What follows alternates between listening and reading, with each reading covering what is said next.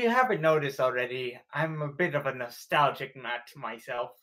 All That's okay. You right. sound like you're enjoying the fun. Welcome back, everyone. I am the Dungeon Master, and this is Dragons of the Frozen Seas, a Vikings Ragnarok themed campaign featuring Ulf, a rough barbarian loner addicted to coffee and tobacco. Eric, another Viking who lives in the woods and communes with animals. Scotty, the daughter of Kultanin Karhu, a powerful, less Viking, more Finnish kind of chieftain, still very primitive and tribal, and her cousin Jalivi, both of whom seem to have inherited what they call the Witch's Curse, magical abilities that give them cold-based powers. They are traveling into the frozen lands of the north with Kultanin Karhu, the great golden chief of the Angel Grundian tribes, where they encountered Norori, a strange, icy creature who was freed from a ice crystal deep within a cave. And because of his amnesiac nature of coming here, he's not quite sure what he's doing just yet. But he seems to have a connection with Jalivi. This is also the long-awaited return of Scotty, who last session had gone into a hallucinogenic mind fog dream once again. And well, she was in it. Scotty, as you look all around you, the snow swirling, you suddenly find yourself almost as if you are on hallucinogenic mushrooms, seeing all of the snow turn into a huge tunnel. And that tunnel turns into a gateway, like a magical portal. It stands there swirling before you. What do you do? Of course, Scotty goes through the portal in her dream vision. Yes. You are, very drawn to this portal, and your brave nature allows you to step fearlessly through the portal, not knowing what will happen on the other side. As you step through it, you find yourself transported through time and space. You are in a realm that cannot be described. It is both beautiful and terrifying in its majesty.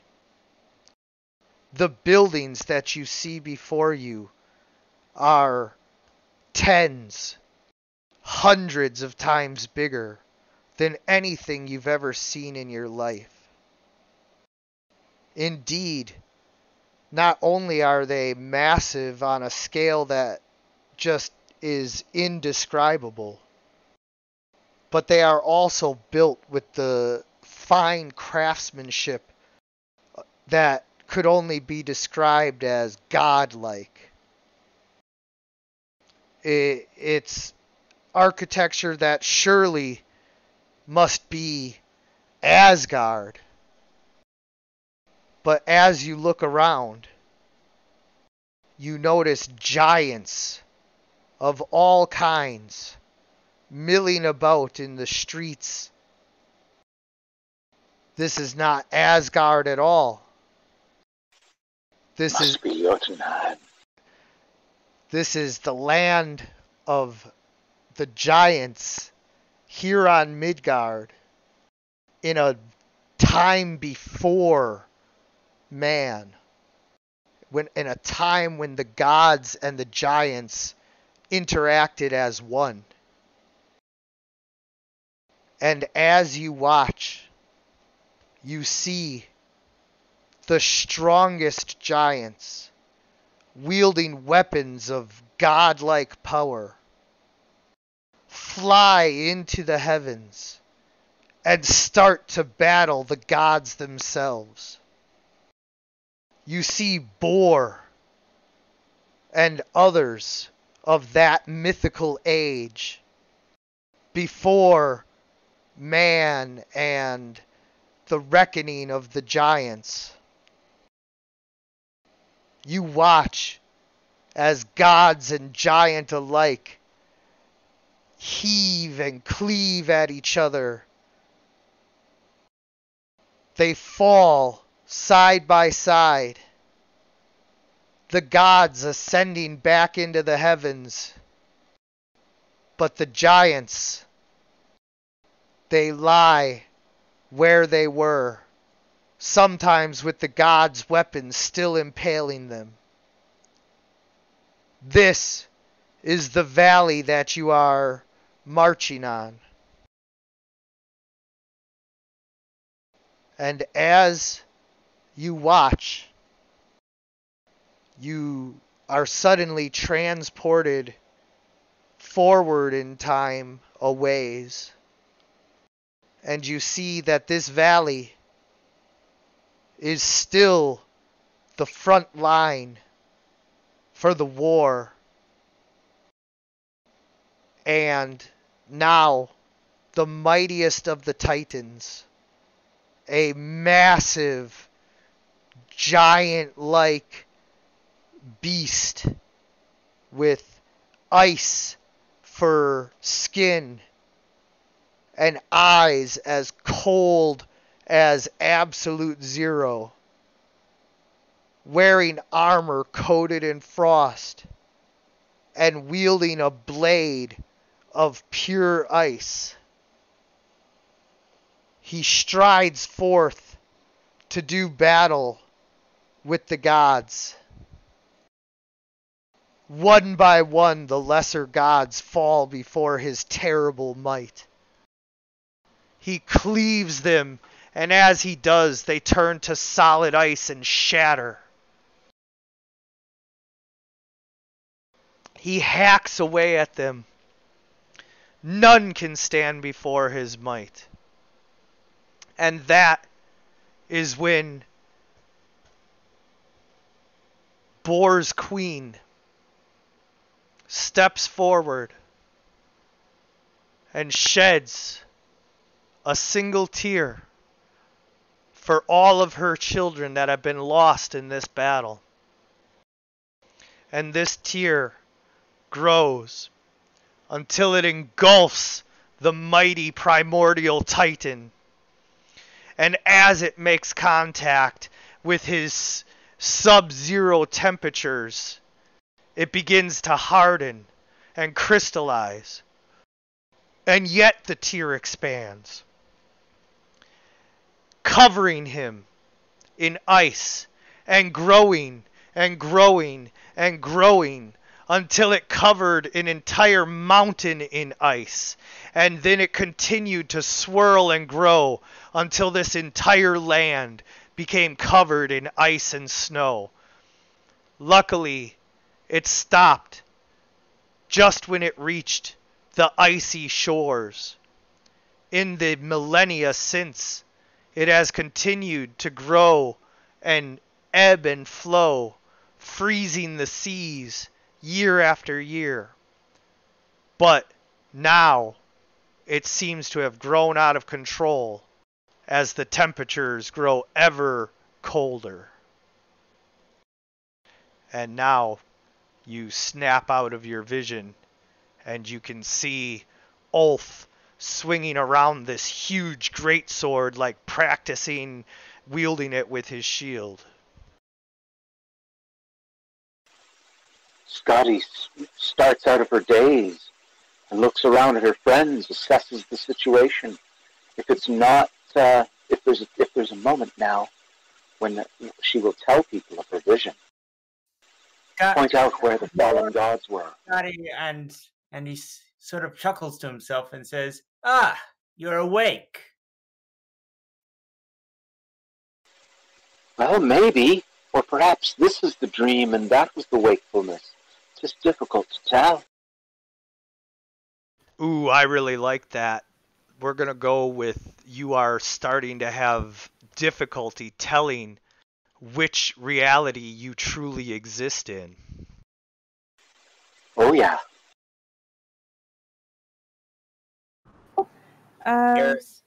Eric grabs the side of Scotty's cheek and pulls. Did you feel that? I did. I seem to be here. Thank you, Eric. Yeah, I think you're in the real world. Geneviève's gonna help her up if she's not already standing. Like, cousin, glad you're back. she was standing and walking with you guys. Remember, she just goes into like a daze, like she's there but not there. Well, just a little trance. I'm here now. Yeah. So, see that hill over there, that big patch of ice? That is a fallen god right there. She'll do her best to name them if she can, otherwise she'll just describe each one that was slain and where she remembers them falling. Geneviève, upon hearing this vision of the tearfulness of the queen's fallen children, wonders if there's a way to resurrect the gods, and if that's really our true mission. Also, if you know any of the names of any of the older gods, go ahead and name some of them. Otherwise, you just do your best to describe them. She does her best to describe them. May I do a religion roll to see if she knows any of them? Yeah, absolutely. But off the top of my head, I only know Bor, really well. I don't even know his wife's name. Oh, do you mean the name of the Norse gods? Yeah. Word up. I also. Oh, yes. I mean, I know the names of all the gods ever since, Odin and all that, but, I'm talking about Bor and the guys, Oh, yes, the ones before that. Yeah. Oh, Like the Titans, Yeah, they're the ones who fought the Titans, and, some of them got their butts whooped on.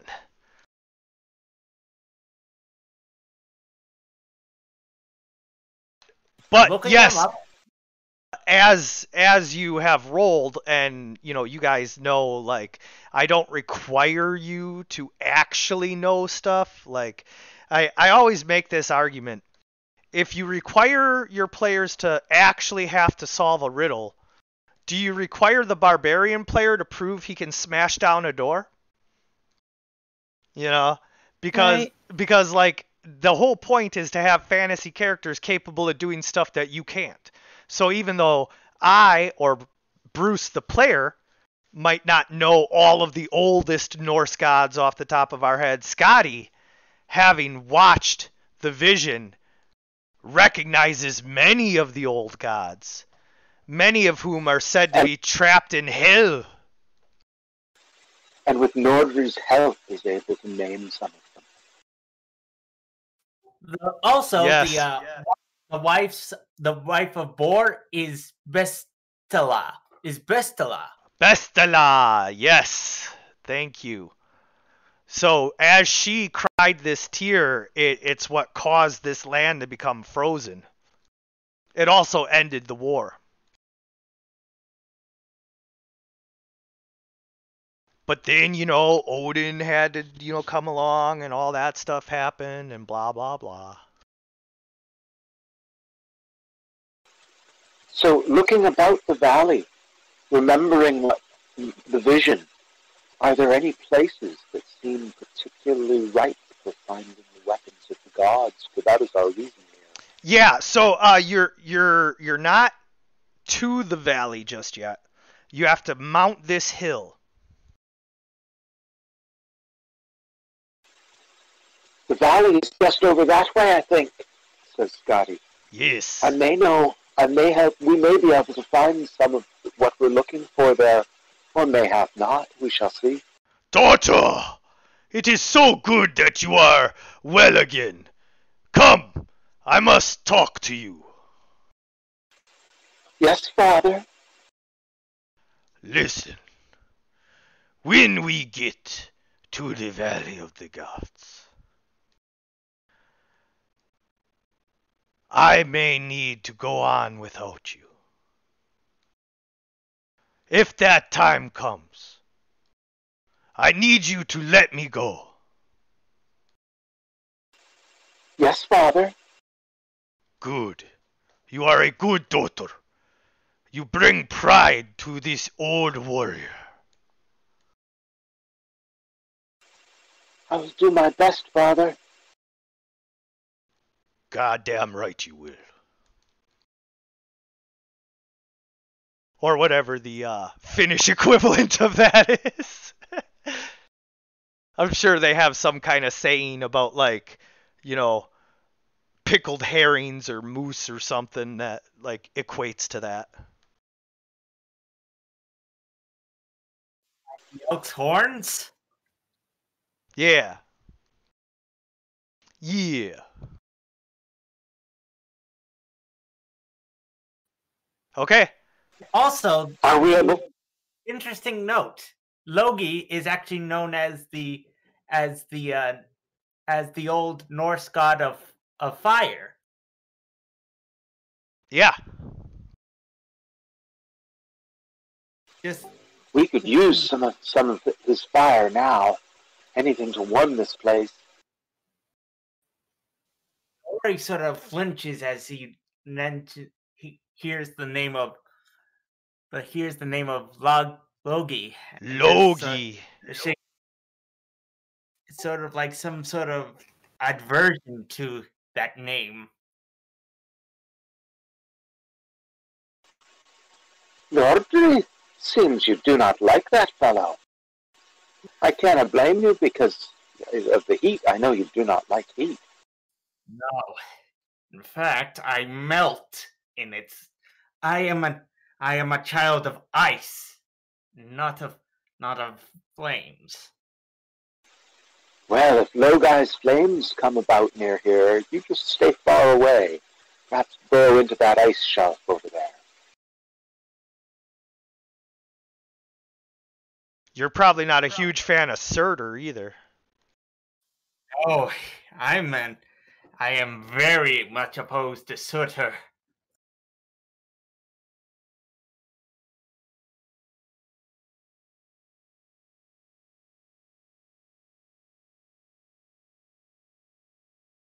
So, how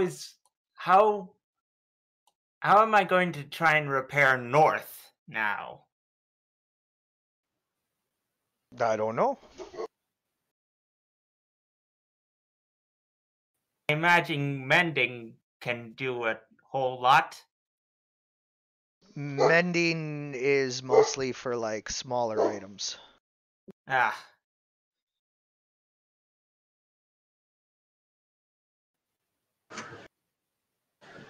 Would Cure Light Wounds do anything? Nope, it's a construct.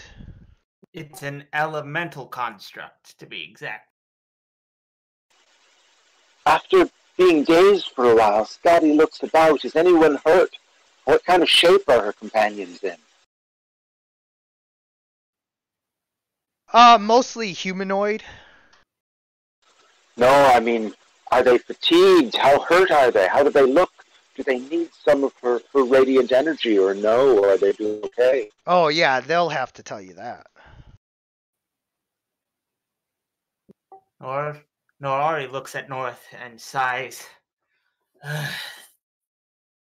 That corpse did a lot of damage to, hasn't he? As he sort of pats at North's body. Don't worry, I'll try and find some replacements. Give me 1 second, guys.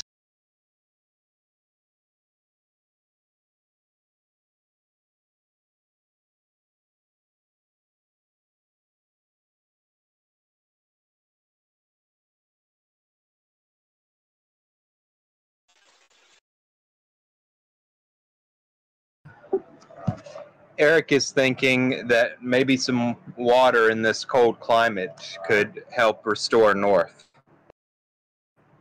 Possibly. It did work on. It did. That did happen with like the whole like the night. Okay, Eric is going. He has just enough Did- points left.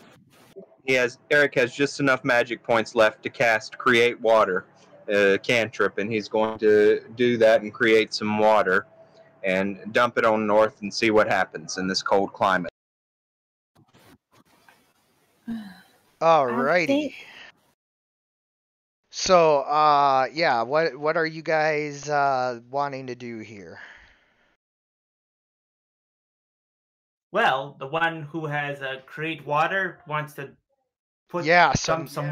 Now he has 1 cubic foot contains 8 gallons and weighs 60 pounds, and you can create how much of that? Up to 8 gallons. Okay, yeah. So you have 8 gallons of ice. It wouldn't turn to ice instantly, huh? No, not instantly, but I mean soon enough. So like, yeah, you create the water, and then like, you know, what do you do with it? Where are you creating it into as well? That's another important thing, because you know, if you don't have a container. He's putting it on to North. Yep, I'm just creating water right over North's head. Okay. So let's see. I'm just gonna completely soak him with. I am gonna say that given the ambient temperatures around you, and the fact that North is an ice elemental, along with Narori, do you have cure spells?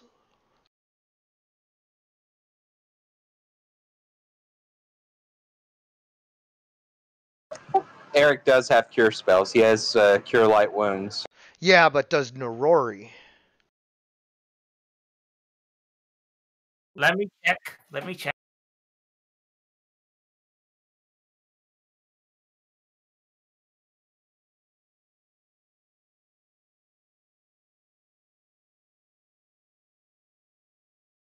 I mean, I do have mending. Yeah, so I am going to allow you to use mending to kind of help shape everything, and he is going to get back 8 hit points and 14 vigor.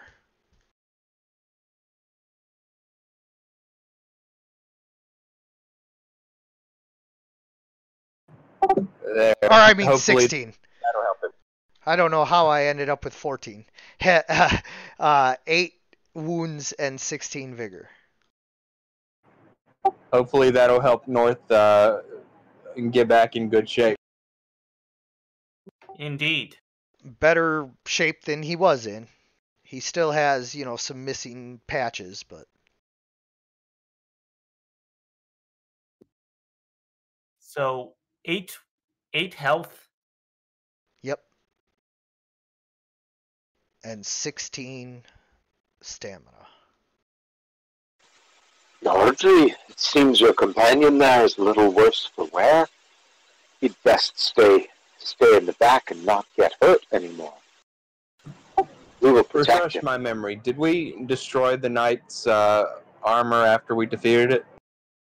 You can't take the armor, he only granted the sword because I was trying to resurrect him, and he was human again for a minute. or trying to release him. Sorry. And how do I regain how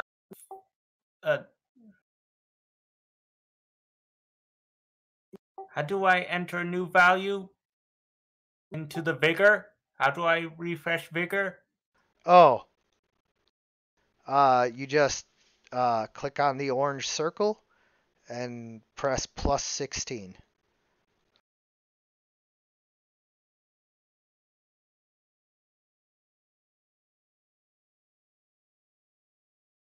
Thanks. Everyone here is pretty worn out. We need to find a place to take shelter and recover our strength. Is that where we're at? Ready to rest soon? To an extent, there is a lot of people who are in the negatives for vigor. Aha! Scotty is at full strength right now. One of the side effects of being in a coma through the boss battle. Yes, but Scotty, it means Scotty's around to help people I'm going to out. roll perception make sure and see if I can find anywhere, if I can see anywhere nearby to take shelter, like a cave or something. All we have is these trees under here. I can see. Well, we might have some options. First, Scotty gets close to everybody and channels. So that's 5 and 10. That's 5 hit points and 10 vigor to everybody. Do people need more than that? Not hit point wise, but vigor wise, yes. Scotty, I don't think your mic was working. I didn't hear if you said anything. He said, whatever. Scotty said that is 5 hit points and 10 stamina, and how is everybody looking after that? And then just to clarify, everybody is pretty much full on hit points, except for North, of course, who can't benefit from that. However, stamina-wise, everybody is very drained still. Okay, Scotty will channel yet again. Again, healing everybody. Another 9 heal and 18 stamina. Ooh. What's my maximum stamina? Was it 16? Because if that was my maximum, I didn't need it. It'll tell you on your thing, like Okay. how Scotty has 8 additional hit points right now, and you can tell because there's the plus above her symbol there. Wait, you can get above what you already have? Or below. That's just Bruce adjusting hit points for leveling up. Oh. I'm asking because I was at full everything except mana points, and I need to know if I was supposed to add. No, you have plus 16. You have 16 out of 16 stamina right now. You're good. Right, I know, but that's why I was curious. Do you get pluses on above and beyond for the heal? That's what I'm asking. No, you do not. Okay. I don't think it grants temporary hit points, no. All right. That's what I wanted to know. Thank you.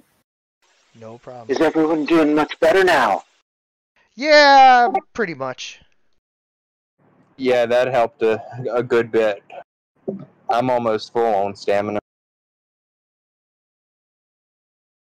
Basically, Says, Kultanin. Oh, I'm sorry. I'm just giving you the readout. Kultanin is pretty much at full. The other Viking, Ivan. Oh no, not Ivan. Just Viking. Is almost full. One of them, Ivan, is about half full, and another one is just a little bit over half full when it comes to stamina. As I said, everybody's full when it comes to hit points.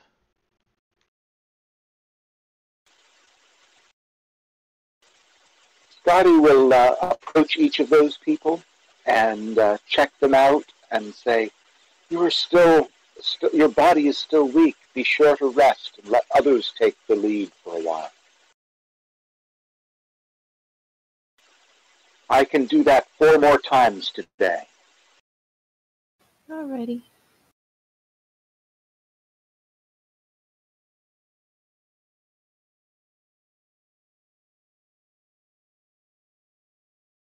So do you guys press on then? I think we should. I don't want to, but that's just me. Well, I think Cousin? it'd be a good idea for us to find shelter still. But now that we're not so exhausted that we can hardly take 2 steps, perhaps we can find a suitable place to make camp for the night.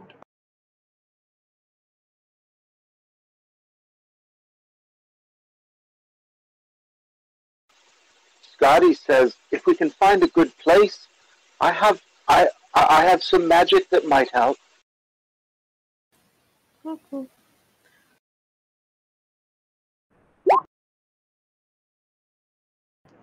Okay.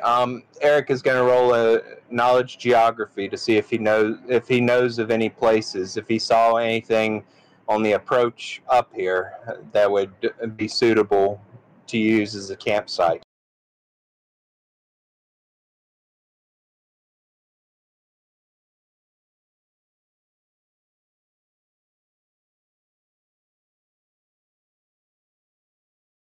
Yeah. Oh, okay. Well, Yeah. yeah, you are like just really lost and confused. There's a lot of snow, and even though you're used to dealing with snow like, 9 months out of the year, this is like solid, Arctic living conditions. And like, I live in Wisconsin, so I'm pretty confident at my ability to deal with snow.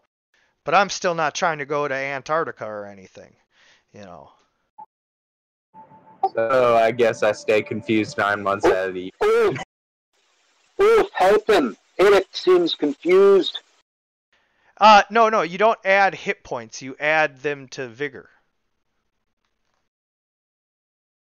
When you level up, you roll your hit dice, and that's what gets added to vigor. And your wound points goes up based on your level automatically. I have a macro that does it automatically. Did we hit level 5?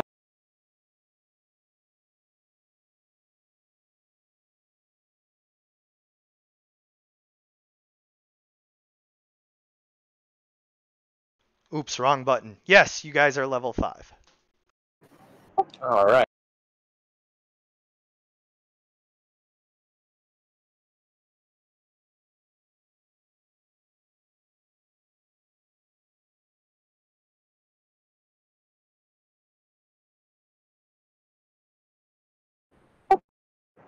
Well, I didn't see anything with knowledge geography as far as terrain on the approach up here. I'm going to roll a perception and see if I see anything going forward. Ulf, help him. Eric is confused.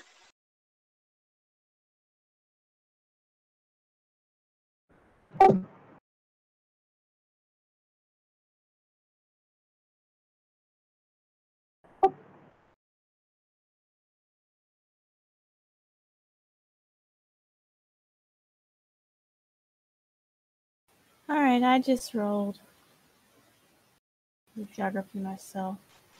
Hey, Jillivy's been studying some maps, guys.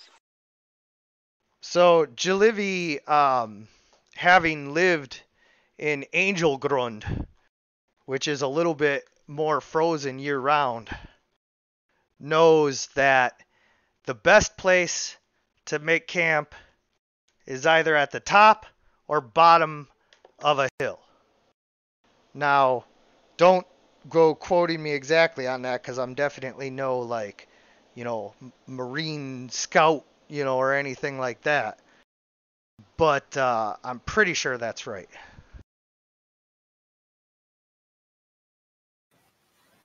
I would think it would be the bottom of a hill just from common sense, but I don't know that for sure because there's less wind. Aye, let's find a place So you either have to climb all the way back down, or all the way up and over to the bottom of the other side. Well, going back down would just kind of ruin our progress, you know, unless we I don't Let's know. press on. Let's Let's press press on to it until we find a place to rest and then stop. And Yes. Scotty Press on. says, We'll stop on the leeward side, make camp, and we can post guards on the other side. We don't want to be silhouetted at the top to where anyone can see us, but we want to be able to see others coming. that sounds wise, Ulf. Nori sort of like falls behind. Nori falls behind with North. And Eric calls for Vitor to hurry up, come with us, stay with me. And as you round that bend, we roll for initiative.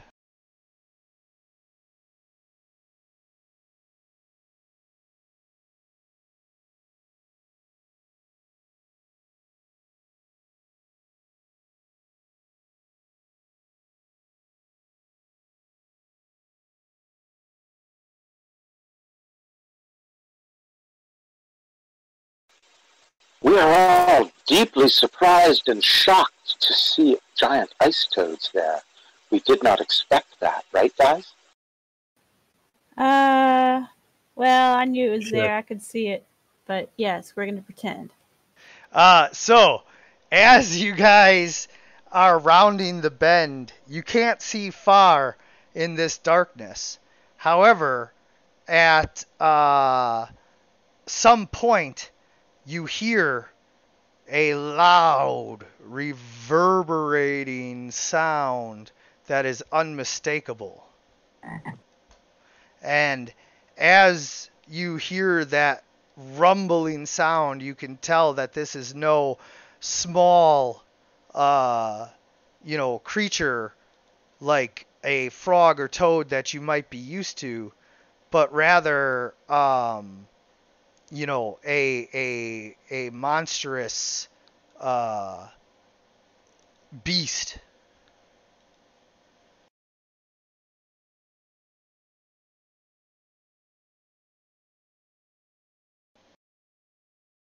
Okay.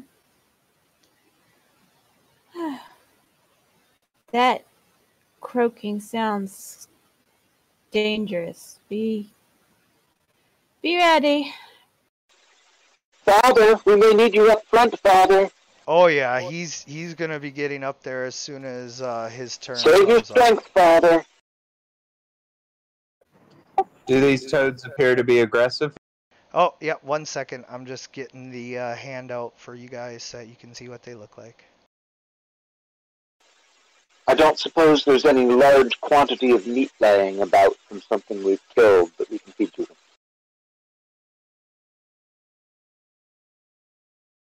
So as you are looking at the toads, you see that they have bluish gray, mottled, warty skin like any, toad, but they have huge spikes of ice covering them like armor that also appears to, be to keep other creatures from being able to swallow them. Creatures that are larger than them.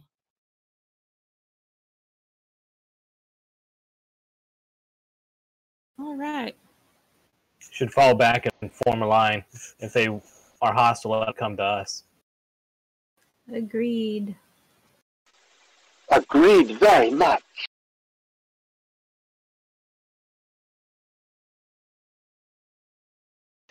As the toads spot you and sense your warmth, they are indeed extremely hungry and hostile, and they jump forward.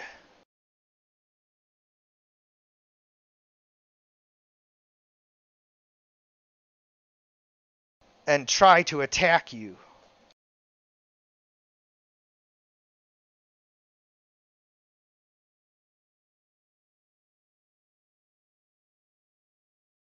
I assume 16 doesn't hit. No, I'll double check. Nope. Yeah.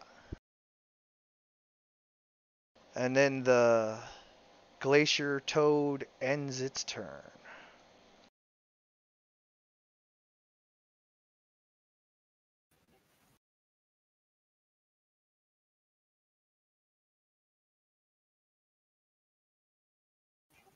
How high is our little cliff from the next level down? To jump down, 25 feet. Poor Which is Toad. nothing for a big old toad.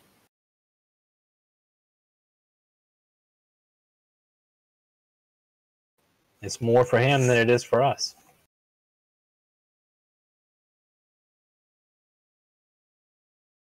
Oh crap! I forgot that toad rolled a natural 20. He tries to bite you again.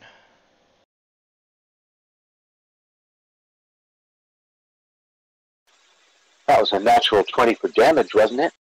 No, Yeah, no, that's for damage. no, on initiative. See? 21.01 because he rolled a 20. But I miss again. Would that provoke an attack of opportunity from Scotty, being that she has a reach weapon? Nah, she wasn't quite close enough. It would have if she'd been in the front rank, but she wasn't in the front rank.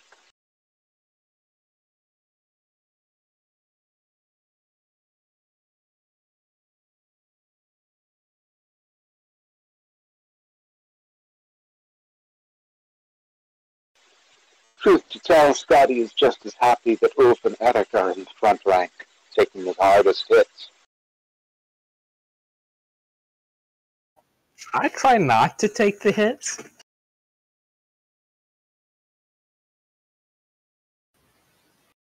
So what do you do, Scotty? Manly man taking the hits.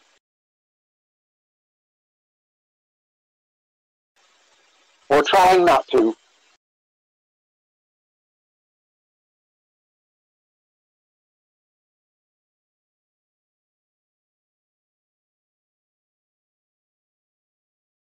So what do you do, Scotty?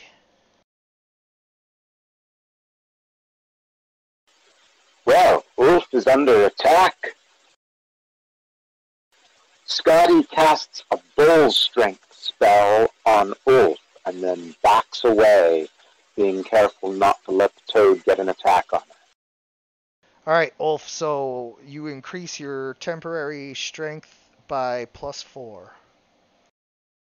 And I roar with Dash. newfound strength.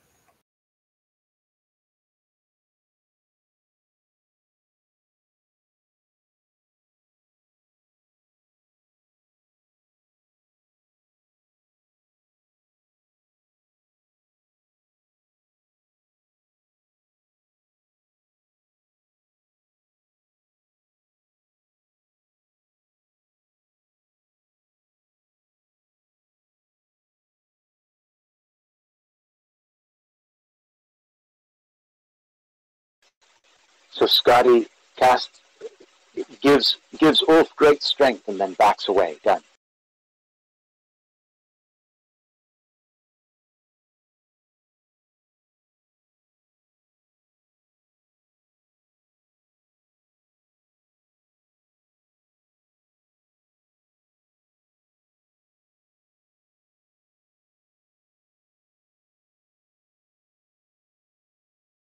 That's against Eric.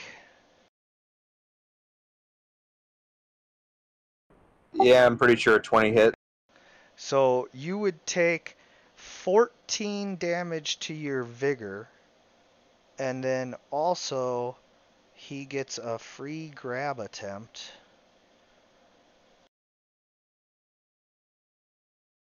I'm like 100% positive that hits.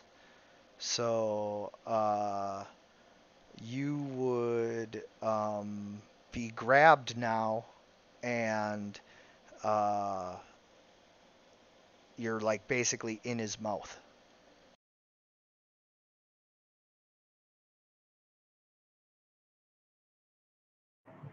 This is Help, just help. This is just triggering flashbacks, DM. Oh, I bet. For you see, I played a kobold, and he constantly gets eaten by frogs. Toad's mouth is not a pleasant place. So a little help, guys. He moves up here and then uses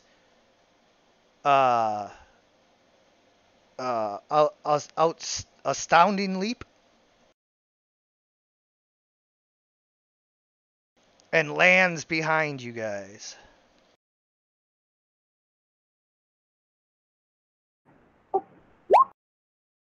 That wouldn't provoke any attacks of opportunity, huh? I think it might from me. Yeah, that totally might. Scotty, Yeah. unfortunately, leaped away. Pathfinder rules it would provoke from oh no, because he was behind you when he started moving. Yep, nope. You guys are not gonna get an attack of opportunity because all he did was land behind you. Well, he landed beside Vitor. But he moved in front of me. No, unless he's sailing so high over me, I can't like reach him. Right. Okay. Ah, so it jumped up high and landed with a thump in the middle of our group.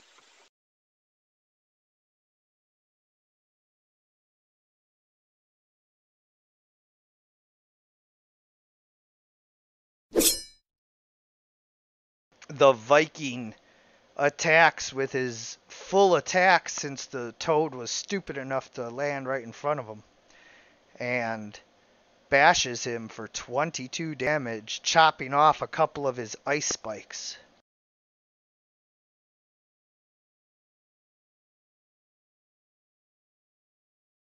Nope, North doesn't get his own action. He goes when you go, Narori.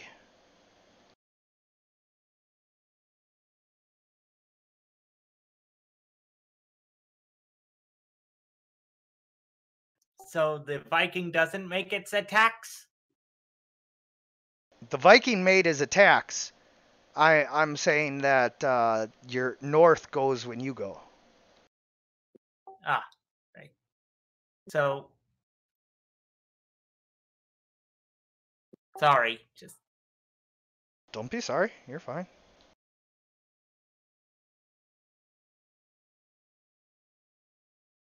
All right. Let me think. I think I am going to try and this might be a stupid idea, but I'm going to try a touch of fatigue on that one because maybe it'll make it tired so it'll be easier to attack. Reach spell. That's the one so that you can make attacks like touch of fatigue without having to touch them. Right. Check So your abilities and see if you have it.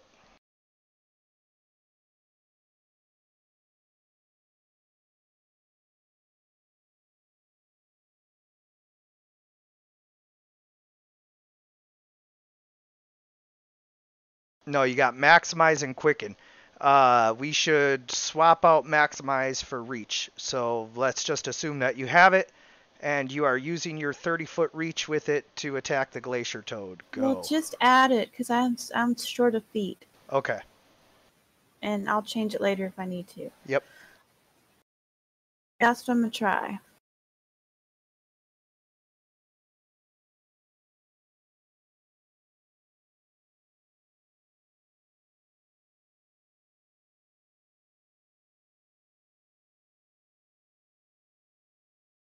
All right, so I have to make a fortitude save.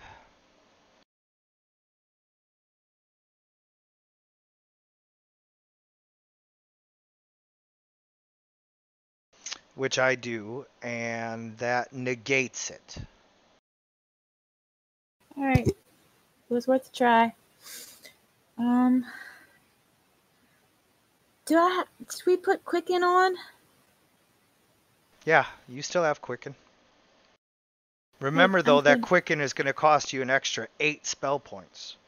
Oh, I don't have that many. Alright.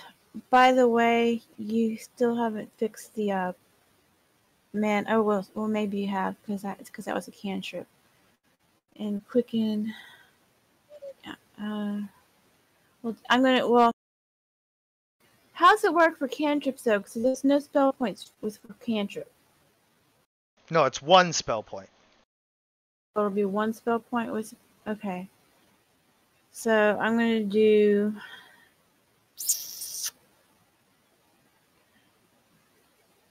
I'm trying to one more time. I'm gonna try and daze it this time. I need to try and incapacitate these things. But I doubt it'll work.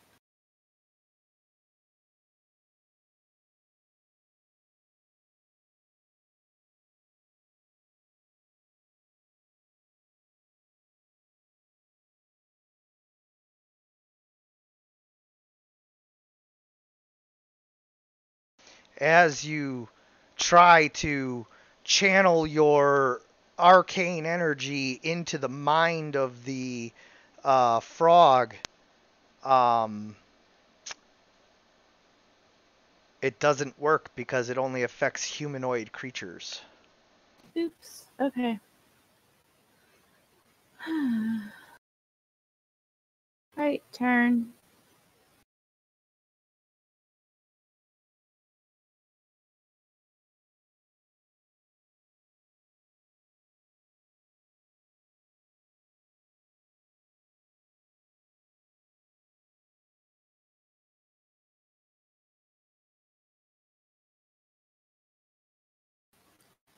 Yeah, I need to take one down. The macro's not working.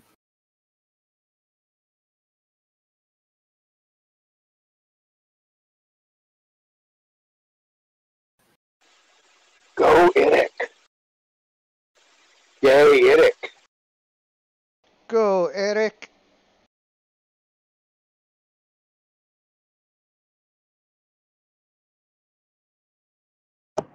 Okay, so am I just grabbed or am I actually grappled?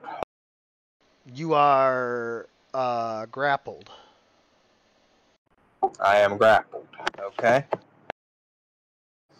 Hang on just a second.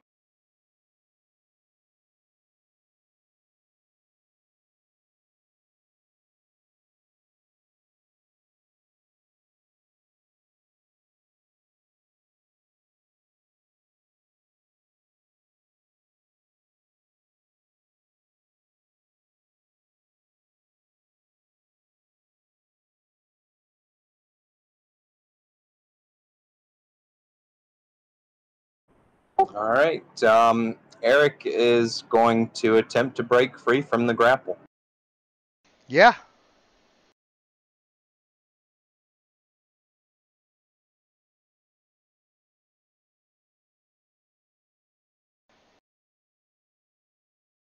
Yeah, if you used Quicken, then you would have 1 point left. And Eric does have improved grapple, so that wouldn't provoke an attack of opportunity. You're already grappled, aren't you? Yeah, but my attempting to escape the grapple wouldn't. No. But also it doesn't work. The toad continues to clamp down on you with his hard but somehow still rubbery jaws and his slimy tongue. A little help here, guys. And Maybe you should try and spear him or something. From inside the mouth.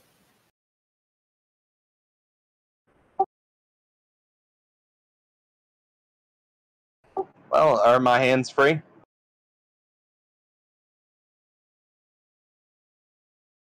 Like, technically, yes.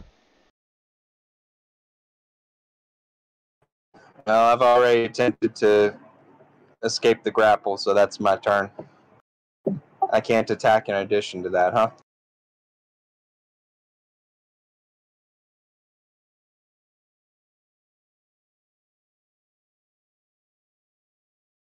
Right.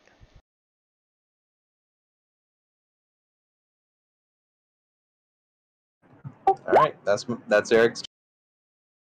Kultanen sees what's happening and he can't quite get to you, so he just hacks mercilessly at this glacier toad, but he only has his spiked gauntlet to do so with. So he's just... Father, you need a long spear.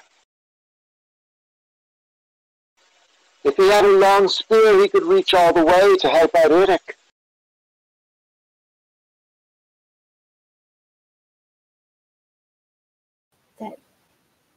Don't worry.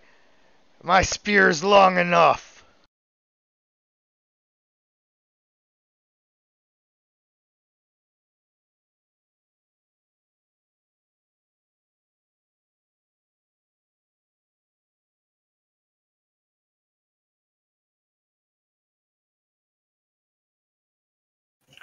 I'm gonna try and batter the toad trying to eat my friend in hopes that he drops him. So I'm gonna full attack him. You want me to? How you want me to roll the full attack? You just roll like you would normally and then roll Excalibur separately.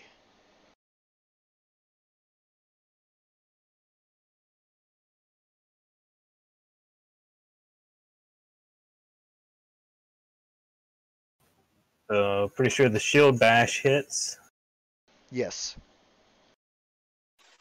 Do you have your extra 4 strength in there, Ulf? No, that's not counting the extra 4 strength. So that's +2.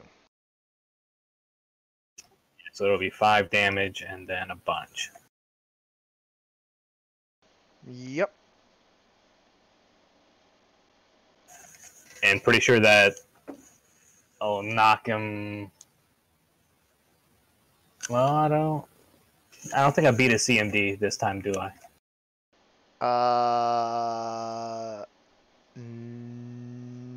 No, you do not. With Excalibur you do, but not with the shield bash. Well, don't forget about the bull strength too. Yeah, that's +2. It's +4 strength, which is +2 to your damage and to your attacks. So I think that's 25 damage. Correct. Nope, that's the best I can do for you, Eric. Well done, Ulf. Let's save Eric, everyone.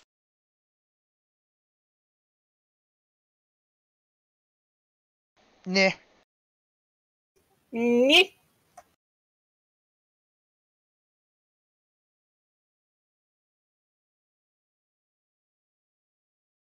Nori Nori and North sort of step upwards to see this, and his eyebrows sort of curve upwards, and he looks to North. Say, those look like good replacement parts. Why don't we go try and tear off one? Let's see if we can tear off a spike.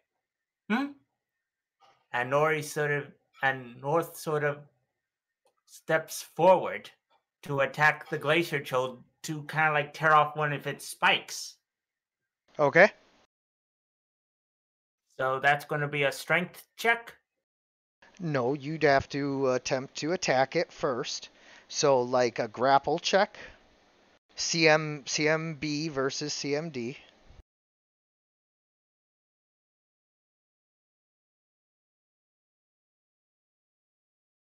And so, yeah, that's not going to beat a CMD. Yeah. So you try to grab the glacier toad, but even though North is big and strong, the glacier toad is just really big. Really stubborn. Nori sighs as he sort of puts his fingers to his temples. It's just not my day, is it? Alright, so what did you tell Vitor to do, Eric? I didn't actually tell him to do anything, but he hears you struggling, and so he tries to get to you, but that provokes an attack of opportunity as he does.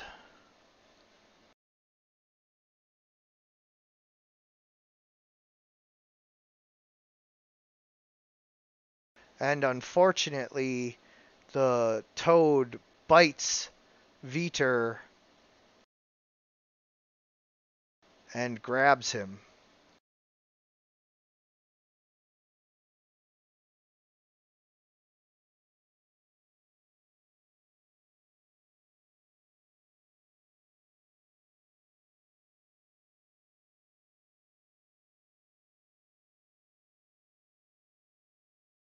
Oh, and the glacier toad bites Ulf. But I don't know if he grabs him. It's going to be a close one. Does not grab him. Boop.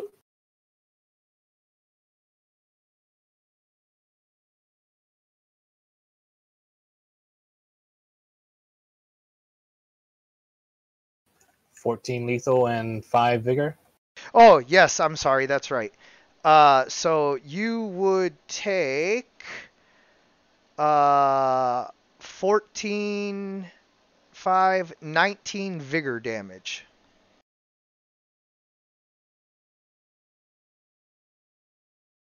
No wounds. No blood. Gonna grunt and snarl. And that's different from your normal communication?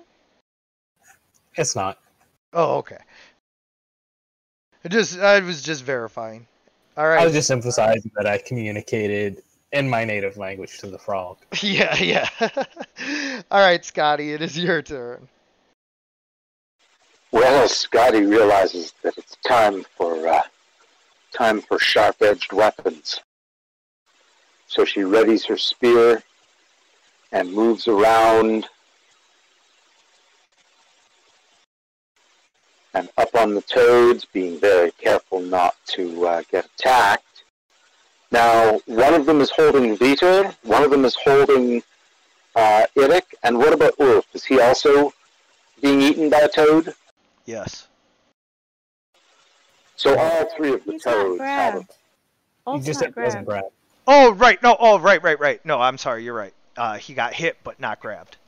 Yeah, we're still arguing over who's who for dinner. Right. Well, So, someone's having someone for dinner. so the way the tokens are on the map, Irik blocks Scotty from attacking the toad, but perhaps if he's actually in its mouth being eaten, she can get a pretty clear shot on the toad. How is it? Underbelly? Yeah, she'll go after its vulnerable underbelly. There, I cleaned it up for you. Awesome.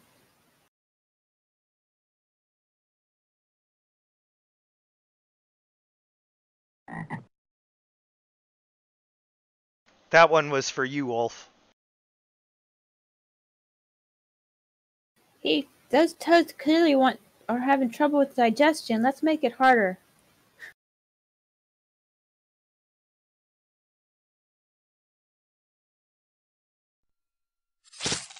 You stab at the toad with your long spear. It bounces off of its icy armor, even on its underbelly. Tough hide! Slay the thing! Slay the thing! And that's all she can do this turn, Beth. Eric says its skin is too thick to cut from the outside. I must attack it from within.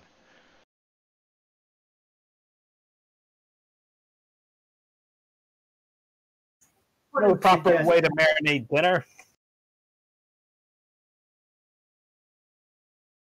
It's like you're acting like Drax. Is that your turn, Scotty? Yes, sorry, I forgot to hit end turn. No problem.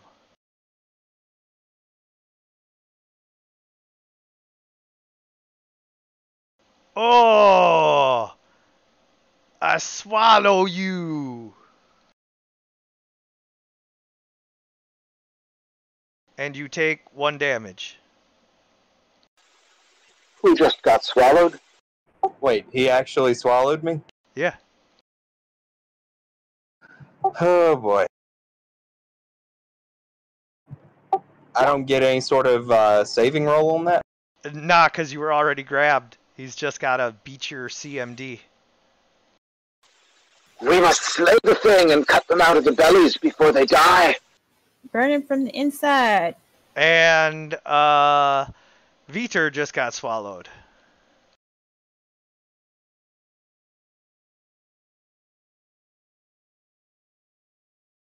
The Viking is like, oh no! I must save, that one jerk.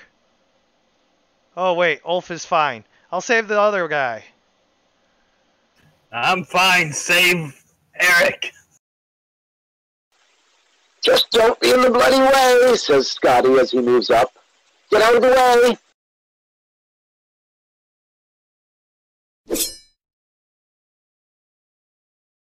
Oh, that ain't great. I mean, one of them hits, but, you know. Okay.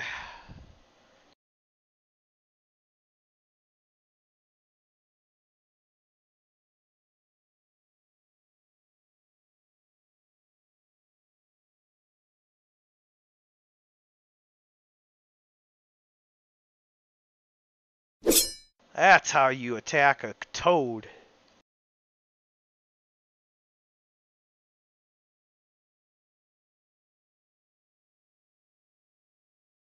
Oh, okay.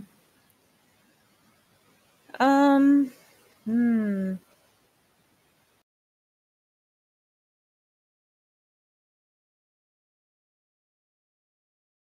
I'm gonna put my meteors on the ones over there. Hopefully, it'll do a little damage. Yeah, But for one with sure. Eric. You One with wanna Eric. try and get both of them? Yeah. There's a little spot like right here where you could potentially get both of them.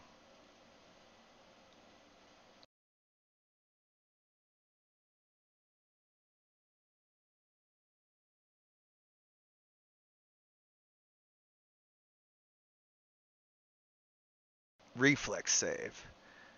Still not showing up. I just don't get it.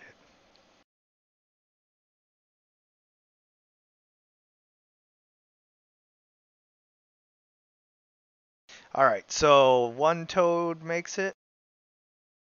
The other toad does not and takes 3 fire damage. Which they are vulnerable to fire, so he takes 5, and that goes straight to wounds.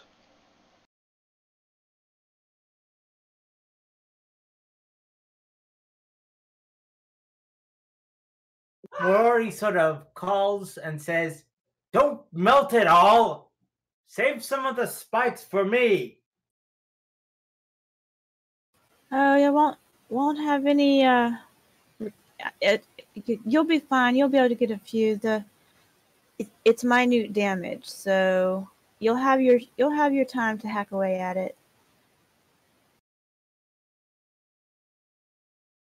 Please do. I invite you to.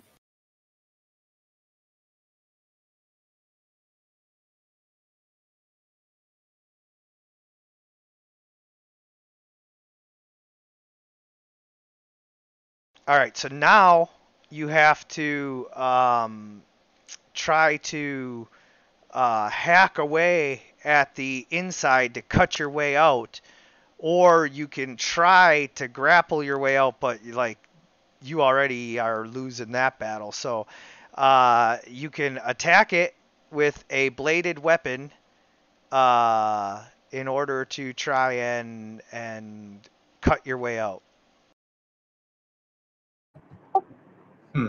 Well, Or fire damage from the inside. I would not do that. You got any stone burst arrows? I wish I did. I'm out of spell points right now, though. What would happen if I used my quarterstaff and just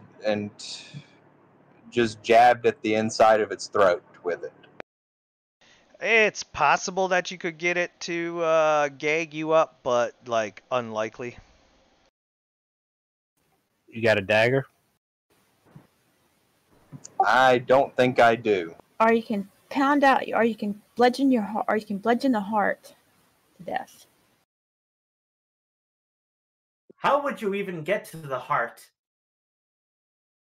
I don't. Good point. Right. Well, Eric is going to take his quarterstaff and stab at the toad's throat with all of his might, in hopes that he can get the toad to gag and spit him up. Okay.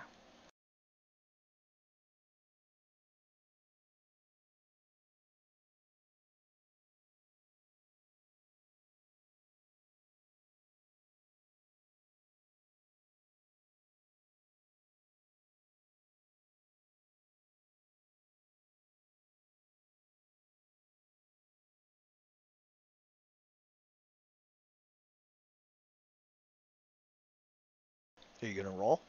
Oh, there you go. Yeah, so unfortunately, it doesn't have the effect that you wanted. Basically, what I did was, because it's bludgeoning and not slashing, and you're attacking a part that isn't just right in front of you, that it had cover, so the armor class was 18 instead of 14. All right. Well, I guess that's my turn.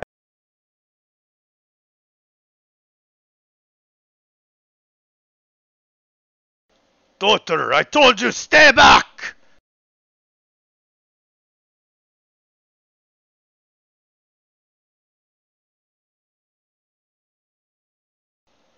Well, Father, you know I've never been very good at following orders. Yeah, well, look at how bad I fight when I'm worried about you, eh? So kill them quickly, Father, so they won't before they get to me. Even with a natural 1, I still almost hit with the first one. But, you know, natural 1 misses anyway.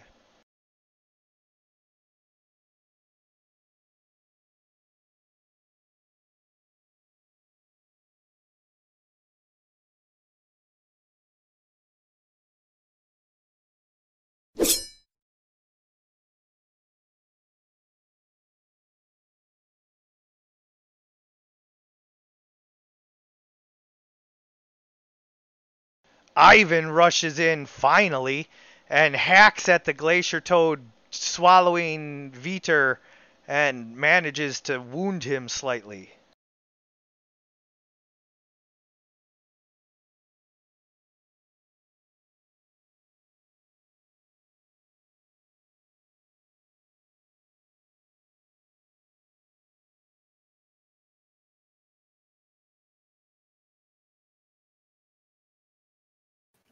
Well, since Eric can't cut his way out, it's going to be up to me.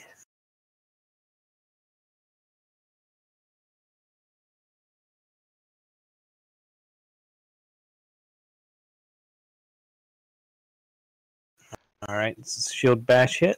No. And that would... Well, no, it'd be a 19 on the shield bash. Oh! Full strength. That might hit then.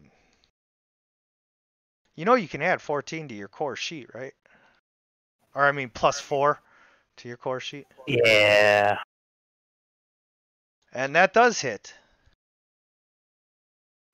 All right, so 3 damage to the bastard.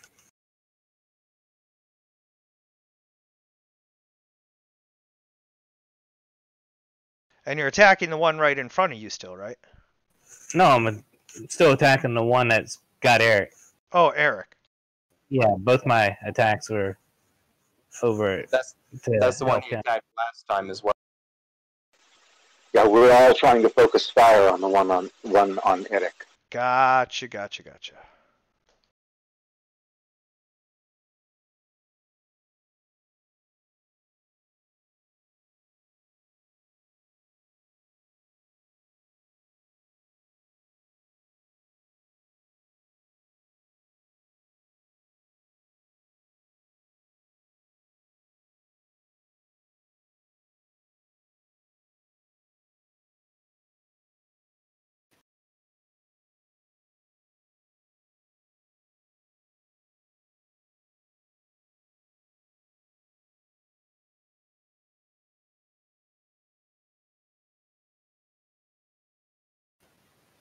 Narori?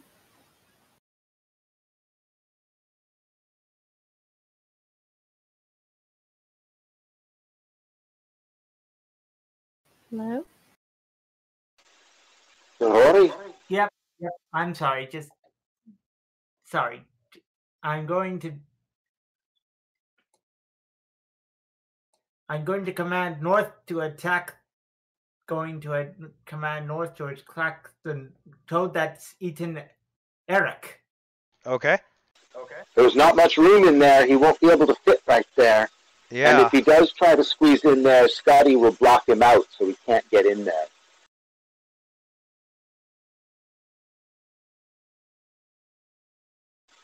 So I think North can't get into that spot right there. He'll have to move in somewhere else. We're not letting him in. Nope, not right there. There's just no room for him there. There's a room for him.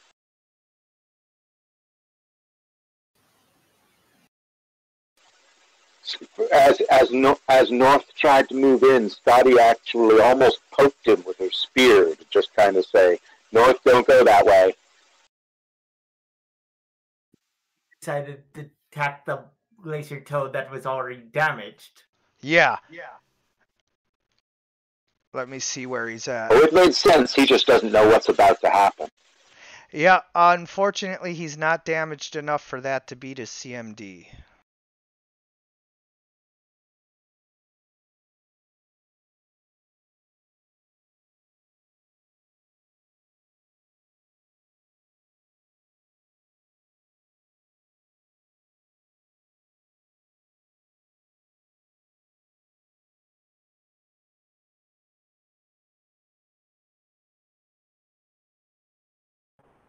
No.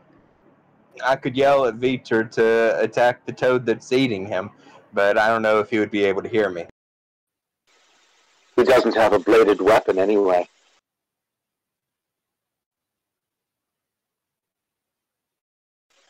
Well, he has claws. Yeah, I was gonna say he can deal slashing damage, so Yeah, that is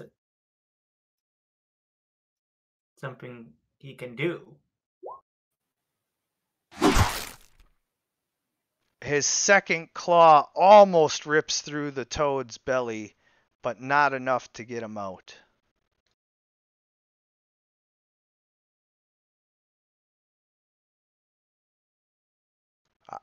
This toad says,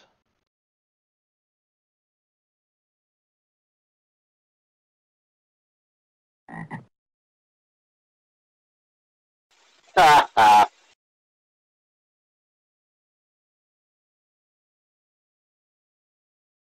oops, I gotta bite you first. Oh, that doesn't look good. No, Yeah. it doesn't.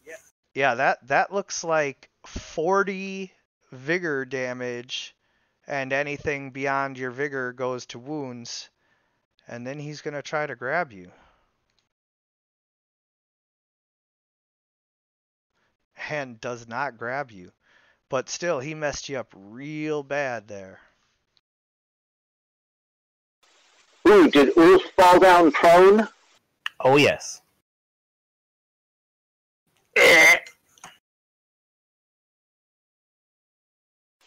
All right, just clarifying something. The way Scotty sees it, all three of them are within a cone that's 15 foot long. Is that correct? Yeah. And Ulf is prone. Idic is in the belly of the beast, but the Viking there is going to be a hit. Yes. So Scotty says, Skregos, duck! That's all the warning she can give him. It doesn't mechanically help. Then she calls down the fire of Logos and casts burning hands that will catch all three of them. Some special effects hands would be fire would be great.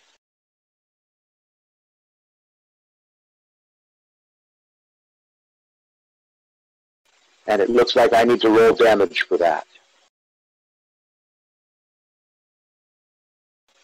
4d4. Here it is.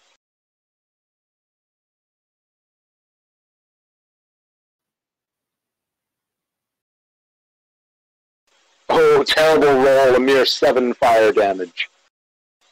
But they are vulnerable to it. And she says, "Be gone! Let go of my friends!" And they only get reflexes for half. Oh, and the reason I asked if Ulf is prone is because she wants to do it 5 feet up and above, so it doesn't get the prone guy. But I'm afraid it'll catch Skregos, the other Viking, just right in the middle of it. Yes.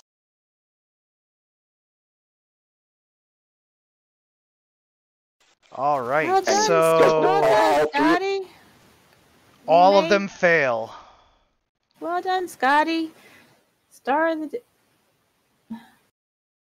Quick, cook them. And that does real damage to them, right? Not just bigger damage, but quick damage, yes. Health damage.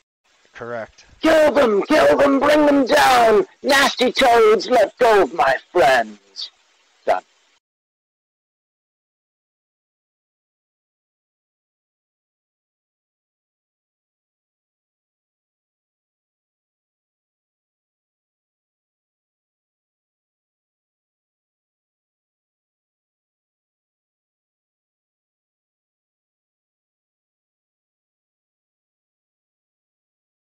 There we go. Sorry about that. I wish there was a shortcut for, like, you know, dealing with the damage, but there's not. Someone save Ulf! Ulf is down! Try to get him out of there! And then I deal my swallow whole damage to you again. 4 more damage.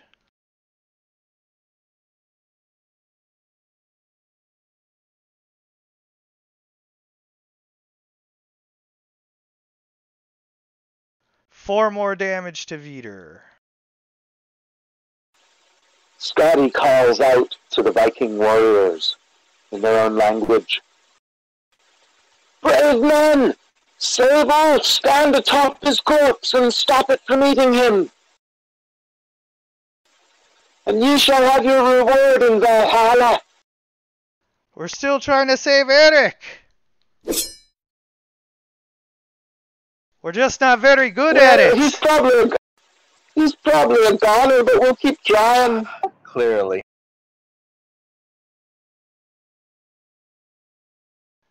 Well, we're pretty sure we can get your bear out of this.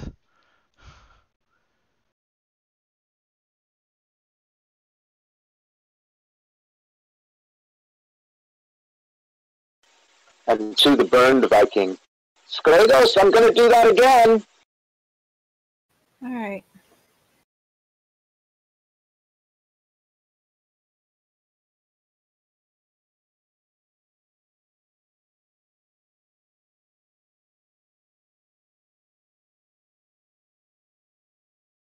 All right, so I'm going to do the meteors again because that's the only thing. I don't have any spells, I think.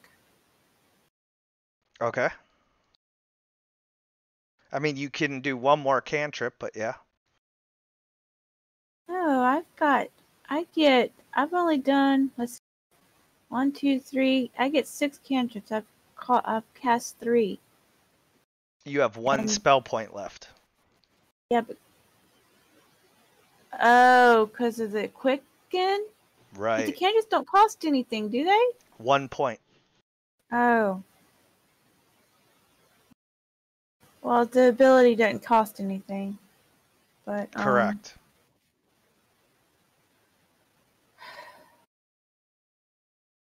Same spot. Or no, we're gonna do 1 magic missile because that's all I have left for. No, I can't. It's level 1.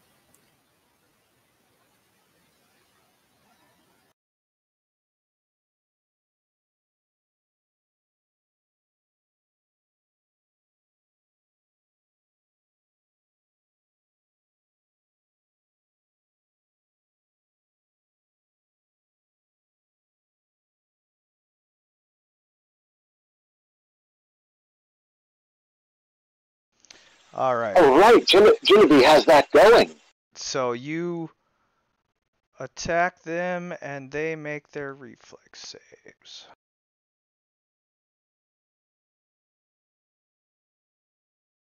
Well, one of them does.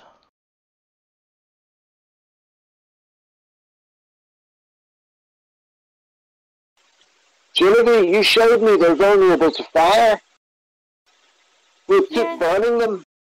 Yes, but I can't do it alone. We have to get at least one of them down so we'll have help somehow. But yes, they are vulnerable to fire. There is still hope.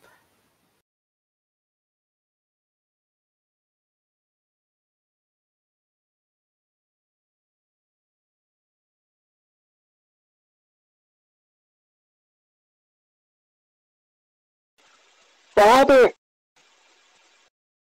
Good luck, Father! Thank you.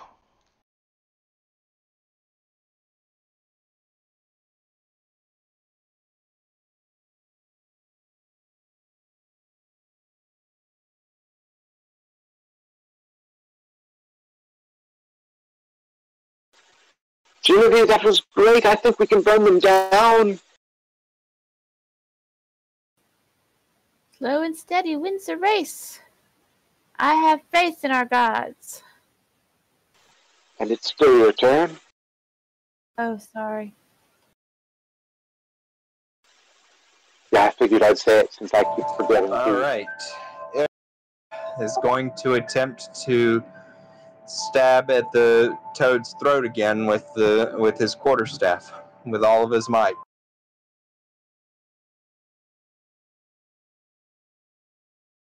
Do you have acid or something that you can cast or something to?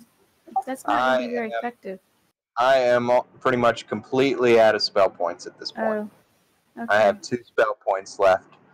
I mean, I could try to create water in its belly, but I figure stabbing its throat with the quarterstaff's going to do more than creating 8 gallons of water in its belly. I mean, this thing did just swallow me whole. I forgot. I'm sorry.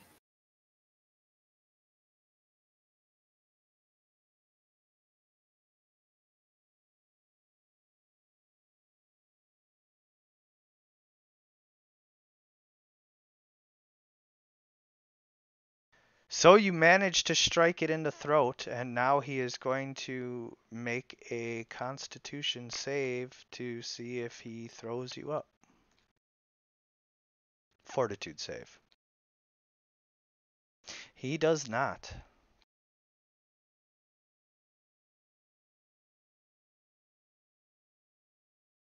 And I suppose is he actually taking damage from my strikes or no? Not to the main. No. All right. Well, that's going to be my turn. You know, if you fill his belly with enough water, He won't be thirsty anymore. Fill their bellies with kerosene and red rubber. I don't think create water actually works inside of a creature. That's what it says in the ability, at least.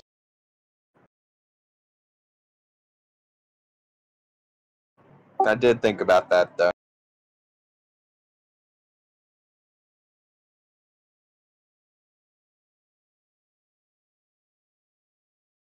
Kultanin brings his spiked glove down on the glacier toad's head, knocking it unconscious and cracking its skull. It lies on the ground, twitching and dying.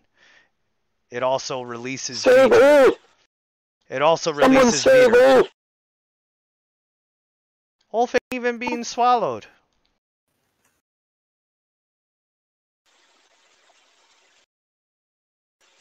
He's lying there, broken and chewed and at death's door.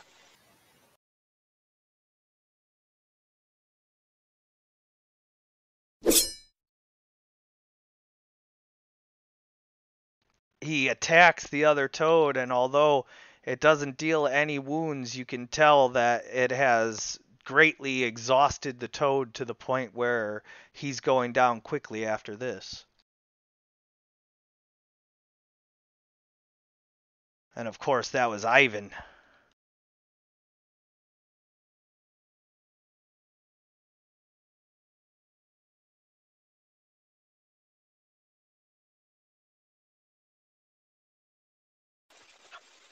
Is Ulf conscious or unconscious? He's dying, right? Should need a fortitude save, huh? Yeah, you'd have to make a vigor check to see if you're conscious or unconscious. And on your turn, you need to make a fortitude save because you're It is dying. this one. All right. So what's the vigor check use? The vigor check right up on the macros for your token. All right. So you not only pass your vigor check, but you don't need to make any more. You are conscious.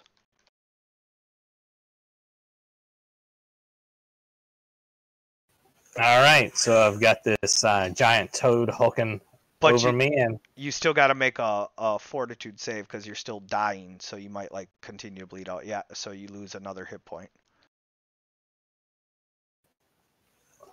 how much do I damage myself by acting? You take 1 point of damage for taking an action.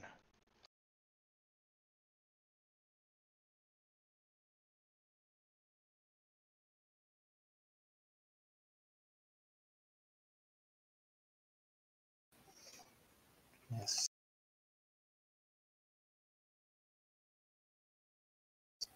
Can I make a heal check to try and bind my wounds to stop to stabilize? Yes, but just know that if you fail, you're only making it, worse. Also, making a healing, binding wounds draws an attack of opportunity, I think. Ooh, you're right. It would. I'm gonna take total defense action. Okay. You pull your shield up over your broken body as best as you can, trying to fend off the giant toad still.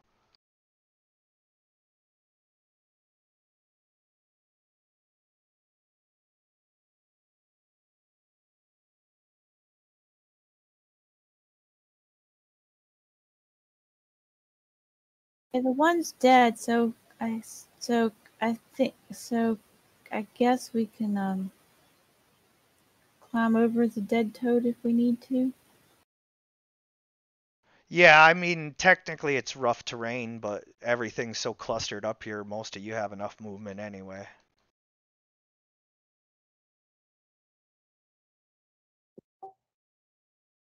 Nori sort of runs up and to see this mess happen. North!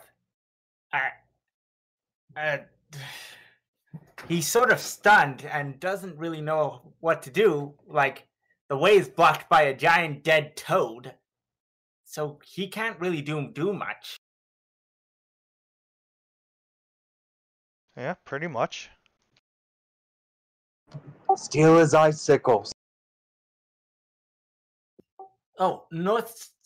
He sort of Norris commands North to make the best out of a bad situation and snap off some of the icicles off of the toad's back. He does so.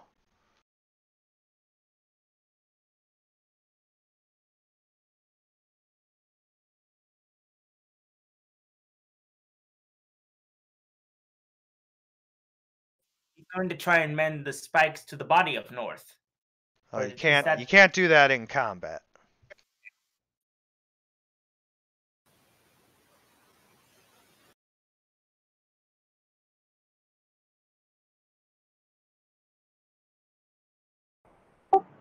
Viter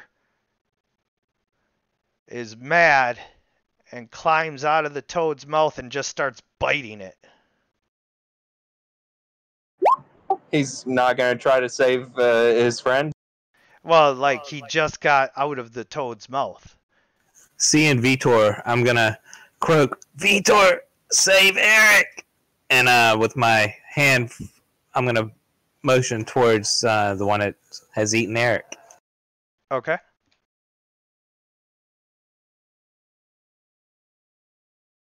All right, so the toad misses Ivan.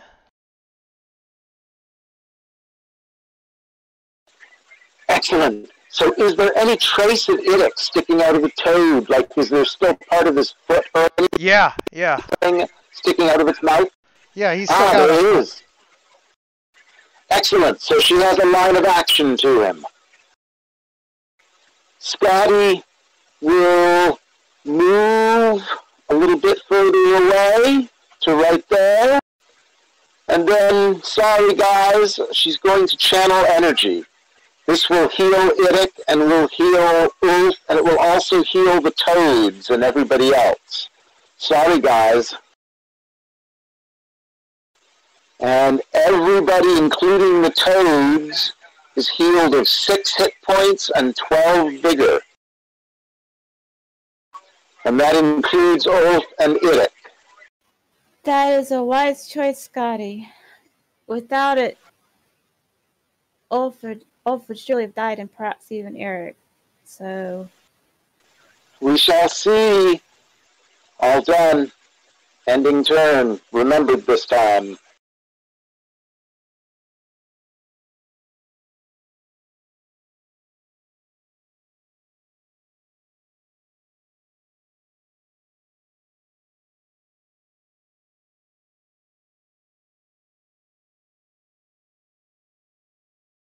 You take 4 damage this time.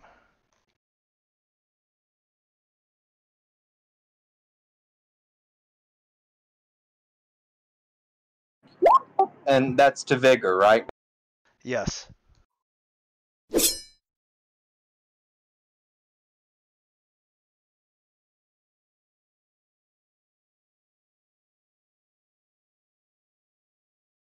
Skagos hacks away at the glacier toad. I'll free you, Eric! Valhalla will be denied its warrior today!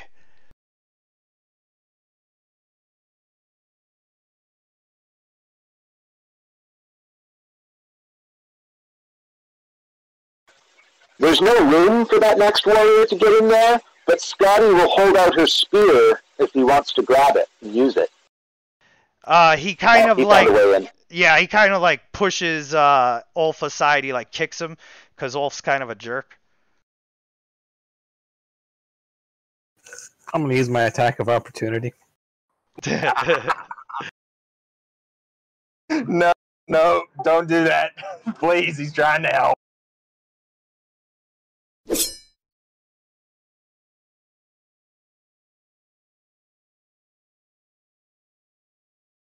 The toad is badly wounded as the last unnamed Viking steps in and hacks away at him.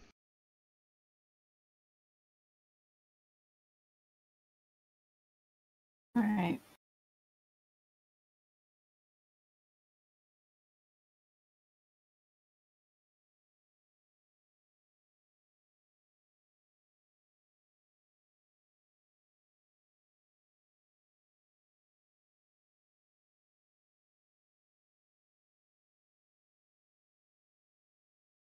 Okay. I will do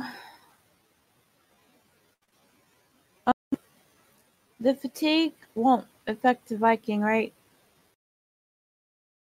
Not if you're targeting the toad. What are you talking about? Yeah, I just wanted to make sure. Yeah, I'm gonna try that one more time. The toad that's still got Eric.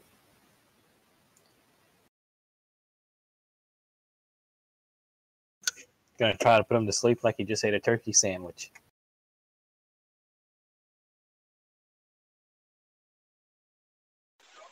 Are we comparing Idic to a turkey sandwich?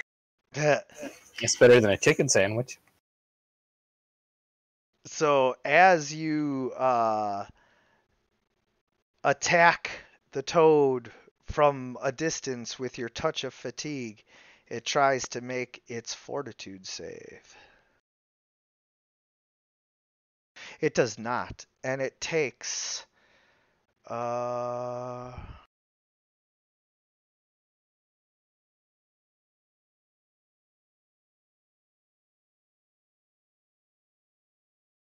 Oh no, it's just straight up fatigued.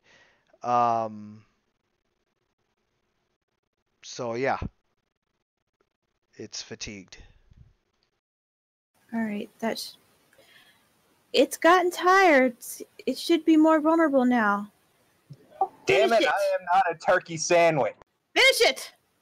Nobody calls me a jive turkey. In turn.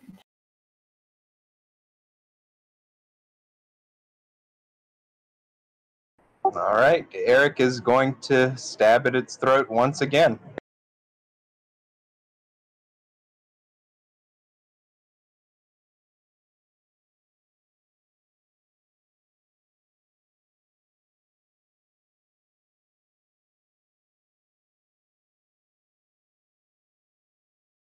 This time, as you hit its throat, it kind of spits you out. It doesn't seem interested in sticking around, that this meal might be a little bit more than it can chew.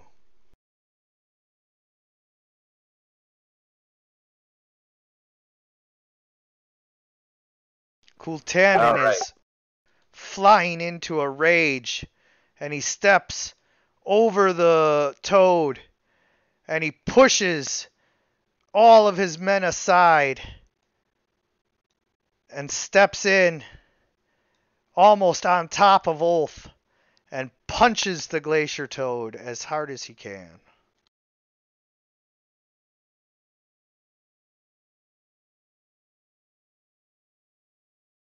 Knocking it unconscious so that it cannot possibly attack Eric again, and it is dying.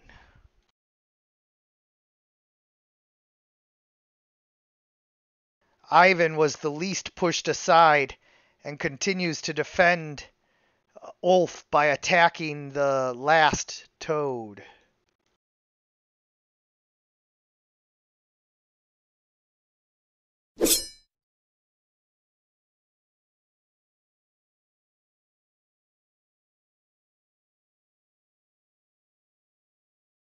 Although his attack is mighty, the toad still stands. Ulf, you need to make another fortitude save. Doesn't the healing stop that? Oh yeah, the healing did stop that. You're right. I just saw that you were still like kind of messed up. But yeah, no, you're good. Yeah. So I'm gonna raise up to my knees and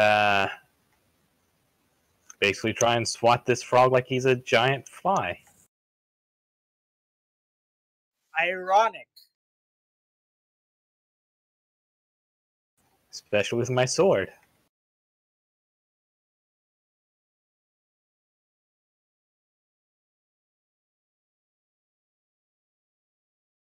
Taha! That looks like like Excalibur found a soft underbelly.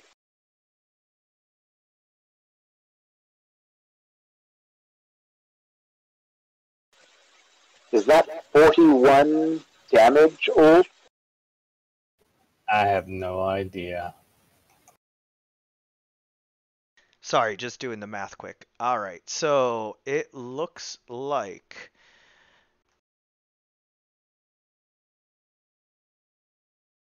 That should be with the strength already added in. Oh, you got your strength added in now? Okay, Yes, yeah. yes. Yeah, so that is 41 damage, and you slice the toad's head clean off. And on that note, I'm going to collapse and fall on my face. And grunt, die, fucker.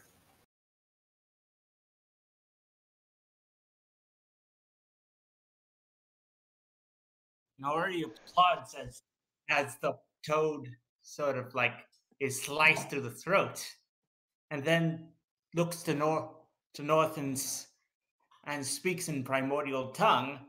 Go collect these spikes from the toads. They would be most excellent for rebuilding you. And North just does that. He collects as many spikes as his arms can carry, Excellent, excellent. Scotty will deliver a quick coup de grace to the dead toads, and then channel again to heal the whole party.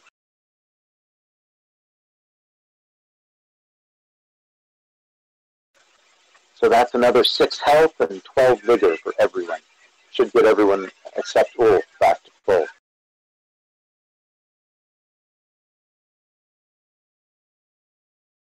Yeah, Ulf really took a beating.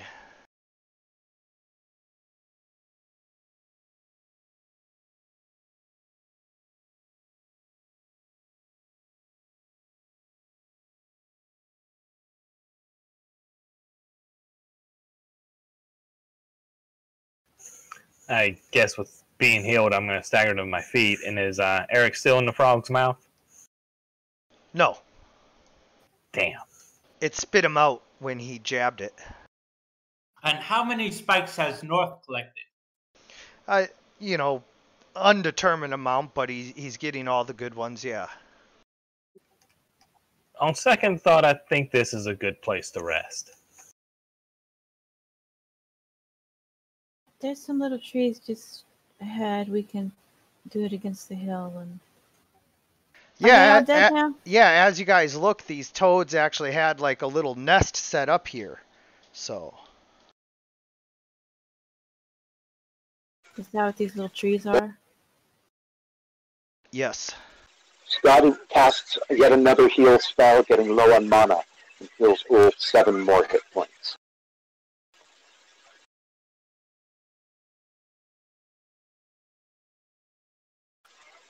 Does the toad lair look like we could keep warm and give us decent shelter? I mean, I wouldn't call it like decent shelter, but it's the best shelter you're going to find around here. Looks like a great place to rest, guys. Let's get warm. Alrighty. So everybody kind of...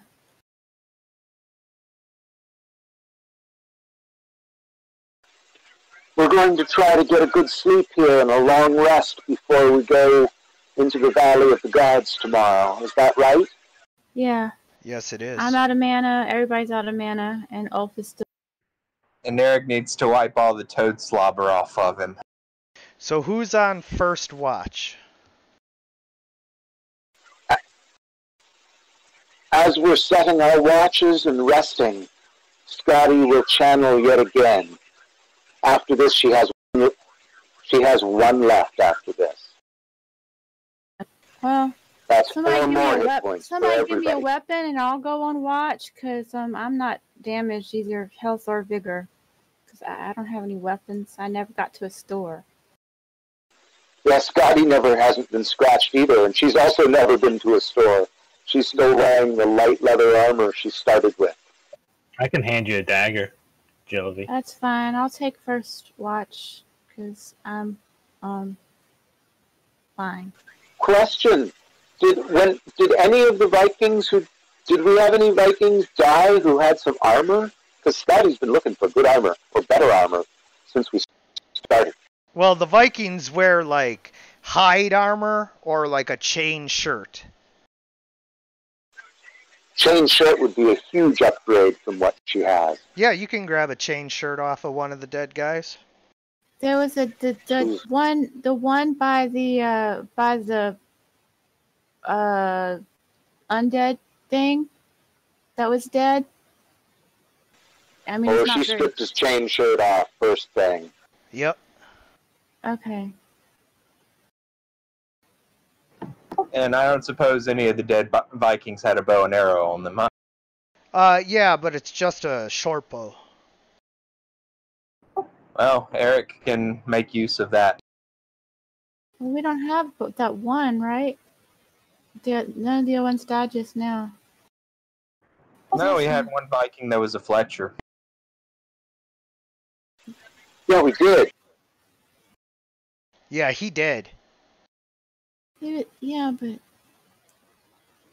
that's fine. That was 3 sessions ago. You guys are down to 3 Vikings.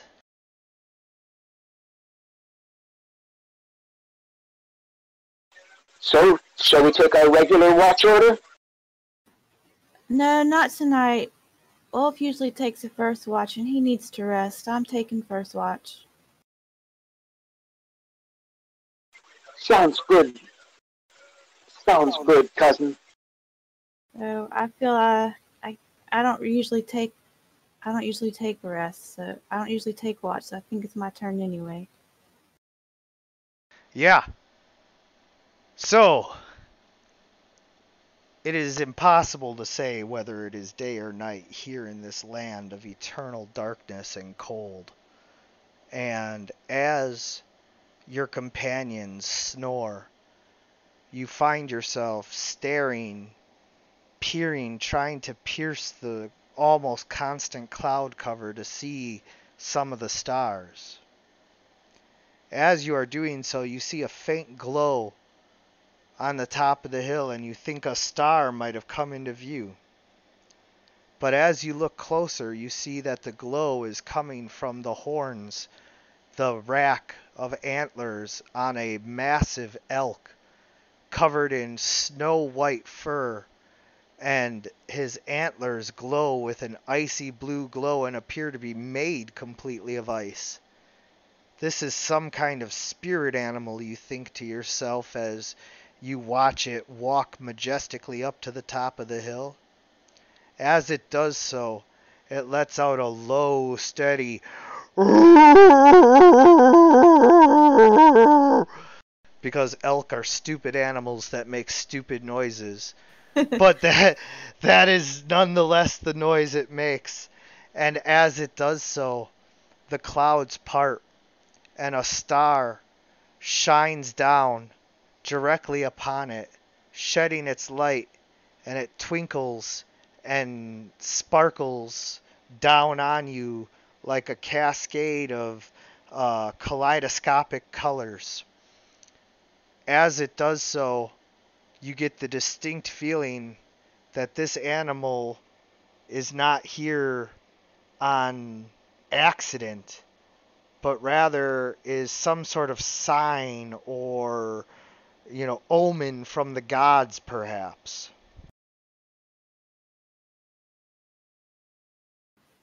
As Julie witnesses this sight, it gives her peace and hope, and thinks to herself, perhaps the key is to save the spirit. Perhaps the key to winning this fight is to save the spirit of the valley somehow. We must find a way to do this. As this is all going on, Nori is trying to mend meld the ice, the spikes from the glacier toads onto North. Yes.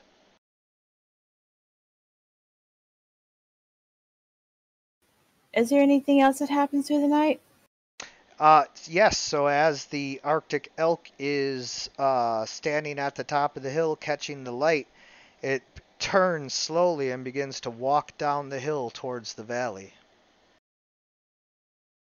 Okay. You know what? I wish I had astral projection right now. I will later.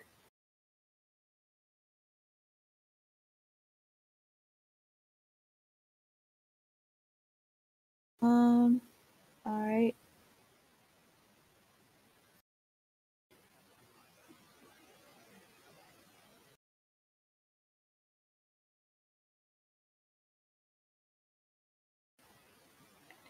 When Jillaby comes from her watch, she who's still up? Nori is up. Alright. I say, I think we're gonna be blessed. We can save the spirit of this valley. I think that's what it's calling us to do.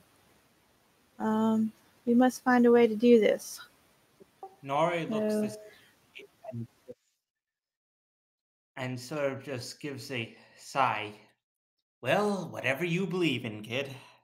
Okay, I've got a question. If I wanted to find out what this elk symbolizes, a trait or something, what would I use?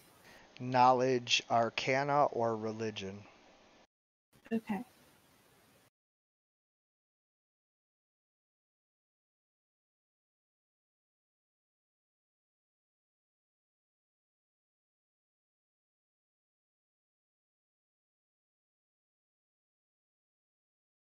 Let me see. Knowledge. I'm going to have to go with Arcana because my religion is bad, but I will have to fix that.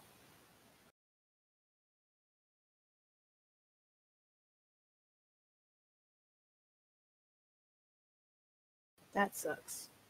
You know that some powerful spellcasters obtain familiars that help them grow even more powerful.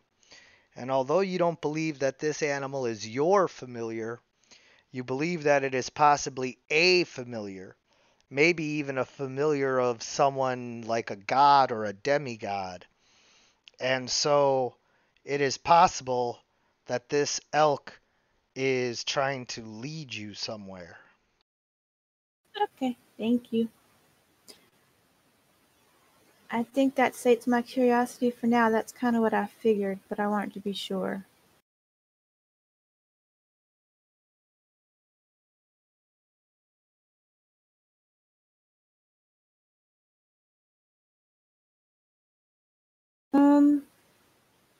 The other question I have is since Norori's still up, would it benefit me to talk to him? I mean, to get a little training or anything, or just, I guess, I don't know. Probably Well, I not. mean, that's a role-playing decision for you to make, and whatever mechanical benefits it does or doesn't give, I'll reveal after you've taken the action, as always.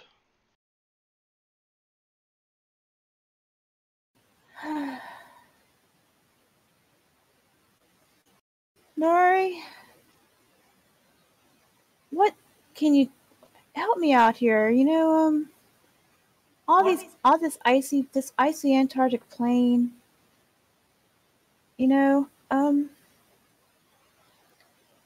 What, what, what? Do you remember anything yet about why you're here or what you're doing here? Because or share your wisdom if you can. Norori sort of looks to Scotty and Not Scotty. which one? Jillaby. The Jillian and sighs. I feel like I'm missing pieces in my mind. I know something, but there's pieces missing. Perhaps That's why if I find my other half, South, I can maybe remember.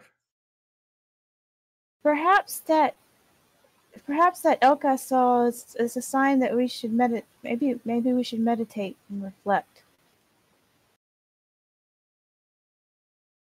I'm not one to really meditate or reflect, though. If you haven't noticed, I do a lot of other things. Like what? I don't know anything about you right now. What can you do? As you could have seen, I can manipulate the ice. I am a child of it after all. So I'm good at trying at bending it in ways, though I am not as strong as I could be. I know I am bound to be able to do greater things. I am just limited now. So show me something. Show me a spell that you do know.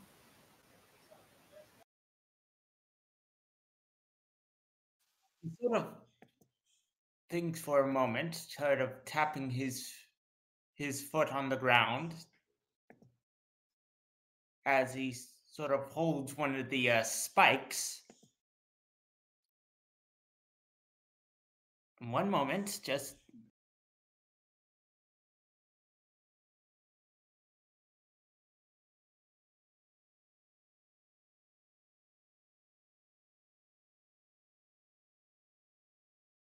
And I like to think of him like charging up the magic, and like, so you're like, well, what can you do? And he's like, well, just give me a moment, and he's just, you know, like charging it up. Yeah, I mean, I'm going to try summon minor monster. okay. Okay, what are you trying to summon? Something small. Okay. Like, You I'm turn going to you summon turn an the arch- ice you turn the ice shard into a tiny ice bird that flies around and lands back on your finger. I can, as I have the power to summon things through the ice. I am what you call a summoner, an evoker of. Okay. Although Alright. this bird is a very small example, I can summon much bigger things. Alright. So as I see this, I guess if I wanted to, I could try and spellcraft and examine it. Yes.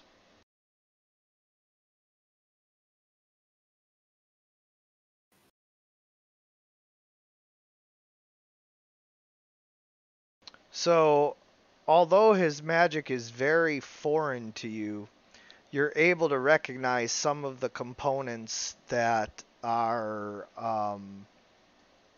not as foreign to you, but you're not able to replicate it. Okay. Alrighty. Well, maybe we should be learning to use your powers to to navigate the terrain better. That's, maybe that's why you're here. Maybe you're here to help us help us with this terrain. I'm not sure, but it seems it's a feeling I get.